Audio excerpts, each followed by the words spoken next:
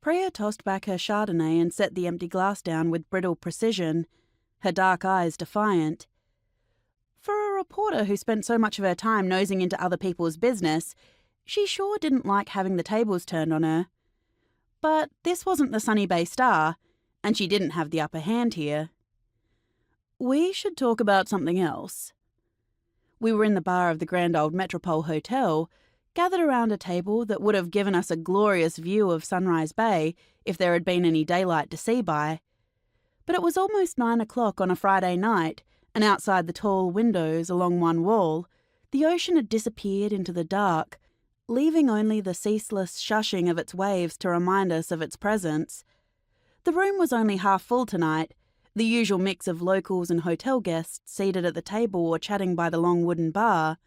The relaxed hum of Friday night conversation swirled around us in the warm glow of the Art Deco lamps. Aunt Evie leaned forward in her chair while I settled back, anticipating fireworks, and took another sip of my cocktail. "Nonsense," Aunt Evie said firmly. Aunt Evie said most things firmly. She was a tiny woman with a big personality and an opinion on everything. Her opinions on Priya's current disagreement with her mother were no secret to any of us around the table.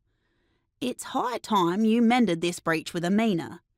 The large gold hoops dangling from Priya's ears flashed in the light as she tossed her head. "It's her own fault for trying to set me up with every rando she thinks would make a suitable husband. I don't care." "Priya Nayar," Aunt Evie scolded. "That's not true. Of course you care. She's your mother."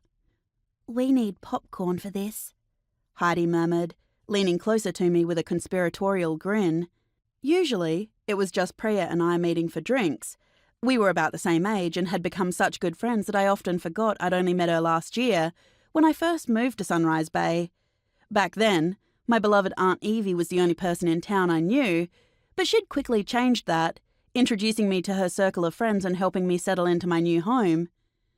Tonight, Priya had talked Heidi, Aunt Evie and Andrea into joining us, despite Aunt Evie's protests that she was too old, Heidi's that she had to get up early for work in the morning, and Andrea's that she'd really rather be at home curled up with a book.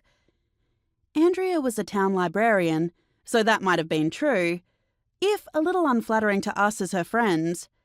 It was also true that Heidi had to get up early. But then, as the mother of energetic 6-year-old twins, she always did, so it wasn't much of an excuse. And as for Aunt Evie saying she was too old, well, Priya had simply laughed in her face and told her to pull the other one. It played Jingle Bells. Aunt Evie was a force of nature who only played the little old lady card when it suited her.